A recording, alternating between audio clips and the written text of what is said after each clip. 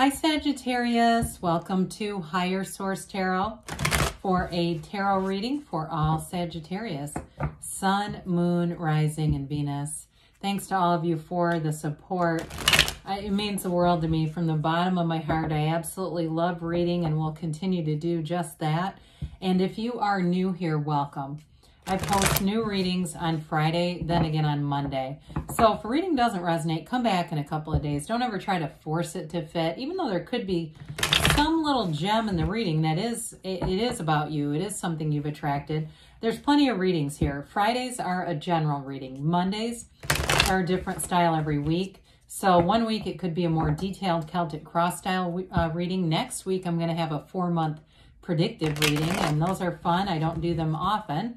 And I've added a Law of Attraction tarot card reading, and I think I'm going to keep that one around. That one was fun. So if you like tarot and you like the channel, I'd love to invite you to subscribe to Higher Source Tarot. What advice do you have for Sagittarius? Sun, Moon, Rising, and Venus. What does Sagittarius need to know, please, for the best and highest good of all concerned with Sagittarius? Messages for Sagittarius, please. All right, we'll start here with the tarot, and then we'll have the angel answers. We have here the Queen of Pentacles, the Queen of Swords. That's interesting. The Knight of Cups, the Hermit, the Tower. We've got the Lovers here, the Ten of Swords, and Death. Well, I do feel like with all these major arcana, you've got a big energy shift here. I do feel like, too, there was something that came in right away with the Queen of Swords, Queen of Pentacles. I feel like you're going to make a big decision here, and it is going to have a ripple effect, a bit of a ripple effect. So if it's something to do with money or your career or anything like that, the Queen of Pentacles and Queen of Swords is a very dynamic duo. They're very dynamic energy together. It's the, master of money and manifesting with the master of communication and really having management over your own mind, which, my God, don't we all strive for that? So you have here Scorpio, Gemini, and you have Virgo here. You have, like I said, 4 major arcana. Major arcana are major life changes. So when we start to see this many in a reading, it's significant. So I do feel like, too, for some of you, if you've had an ending to a relationship, I do feel like they're telling you it's time to move on because you have somebody better here. You have a real love relationship here. And it may be something, like I said, something new. But especially if you've been focused on money with this Queen of Pentacles, I feel like it's been one of those things that may have taken a lot of your energy. Now, if you are in some kind of a position with your career where you have to make changes or you influence how things are going, I do feel like it has to do with that Tower moment, because the Queen of Pentacles is like a perfectionist. So, and even if it's something too, like some kind of service that you get done, if it's not done to your specifications, I see somebody like contacting a manager or contacting the owner, and it's, that happens. I mean, we don't have to be brutal, right? We can be very level-headed and reasonable, especially if it's not done correctly. But I do feel like something you're doing with this is going to create a big change around you. Go for it. Change is exciting. It's why we're here. This is a card, too, of having great connections with your community. She is a kind and loving queen. Don't get that wrong on this one. She also is very generous. And so that's another piece of that, too, that I'm getting. You'll be generous with praise where praise is due. So I feel like in the same way that you would be capable or apt to write an email or talk to somebody that's in charge, you do the same with a job well done here too, where it's like you've got this real sort of analytical way about you. And again, you may not be afraid to speak it out to the universe. Why not? I mean, there's a new series, I think it's called the Creation of Sound, and it really talks about the principles of sound dating back all the way to ancient civilizations and how important that is in manifesting. So I've said this before. say what you want out loud. I don't care if you go out on your balcony or your backyard and you say it and the neighbors hear you. Doesn't matter. It's really between you and the universe. You have a vibrational quality to your voice, so use it. And this is part of that, okay? I feel like they're trying to tell you, speak up, don't be afraid. And even if it's not like we were talking about an issue or something where you want to acknowledge a good service being done, I still feel like with this, it really is about speaking your mind, speaking your thoughts. Now, interestingly enough, you do have death here. Death is not generally associated with an actual death, but I will tell you, she is the card of the widow, and she has known some pain. So if there's somebody here too that had a loss, okay, I don't read it that way very often, and it generally is not, but I do feel like if there has been a physical death with this, there's a healing in this. She has wisdom through the loss, okay? And we know this, right? That there is, ironically, no greater teacher about life than death itself. So that may only be for one person here, but I do want to acknowledge that. So with this Queen of Swords, though, too, you've got a quick wit about you, even though it's air energy, or it could be somebody you're attracting at work or in a love relationship, too, where the person's like very funny and, you know, they're sarcastic, but I feel like they're not passive aggressive with it, okay? There can be a fine line there, I know. This is not a passive aggressive person, though. It's somebody who has learned they don't want to hurt anybody, but they do have a bit of a dry sense of humor. So enjoy that because they are funny. Now, with the Knight of Cups here, you do have an offer coming in terms of love. I mean, you've got a deep spiritual reading here. You've got a new beginning, and you've got love. So with this Knight of Cups, it's also the daydreamer's energy. So this is all about setting your intentions, being clear about what you want, seeing it in your mind, but also seeing it through your own first-person reality, bringing in all the tones of reality.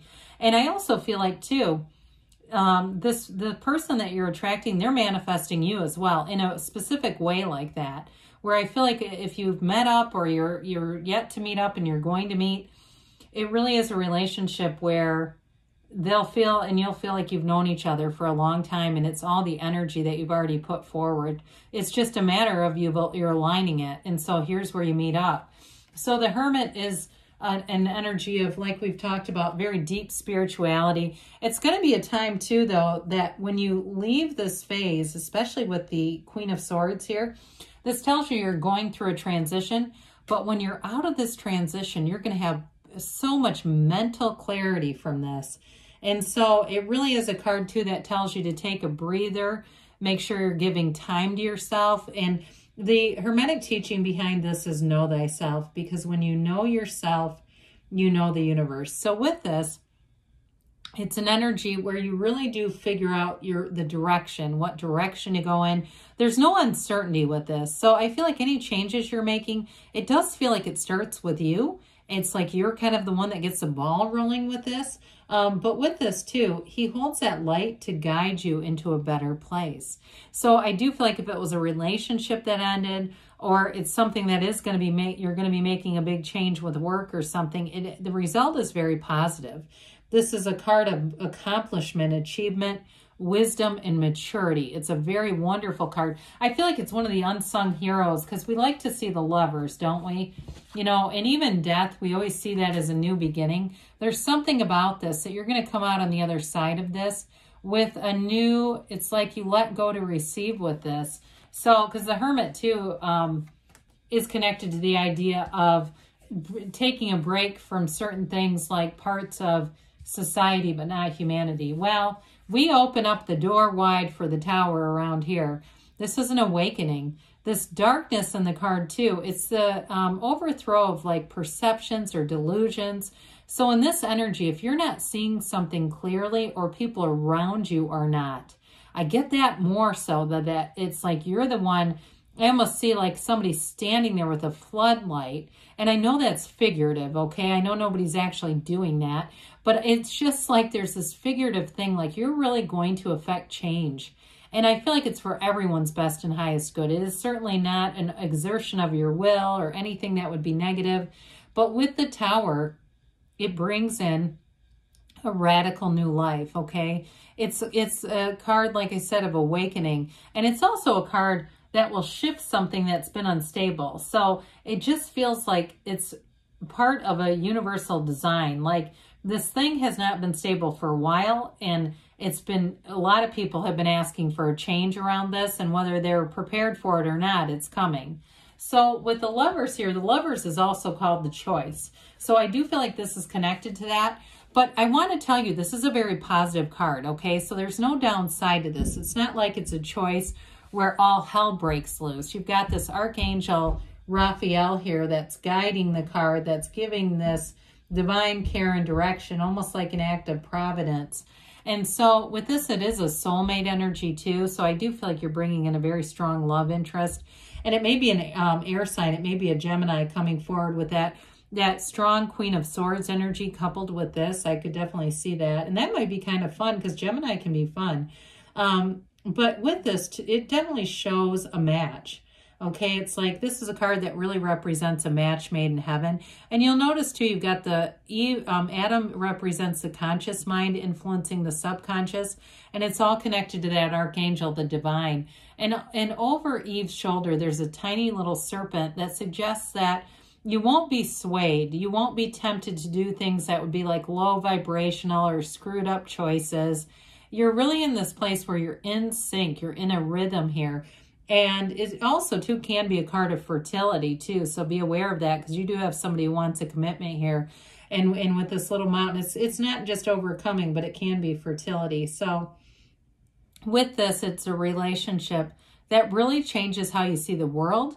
And I also feel like in a career move, whatever that tower is related to, I do feel like it brings in, it's like this turning point in your life, a very important one, Sagittarius. So there is going to be something that ends, but like we said, endings are new beginnings around here. And with this one too, all the darkness in the card is ignorance. And so who really wants to hang on to that?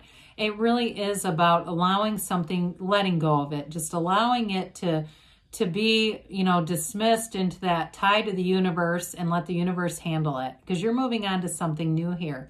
But I will tell you, 10s are about new cycles. So I feel like as this ends, you have it here too. You have it a few different times. You've got this death card that, like we talked about, is letting go of the past, and it really brings in a rebirth. And so with death, it's about letting go of the connections or the ties to the ego and trying to control things, or about something that just is not working in your life. This horse represents the truth and honesty and purity. The skeleton is your higher self. And I point this out when we have them together because the cards are very similar. Okay, there's a real similarity here on purpose.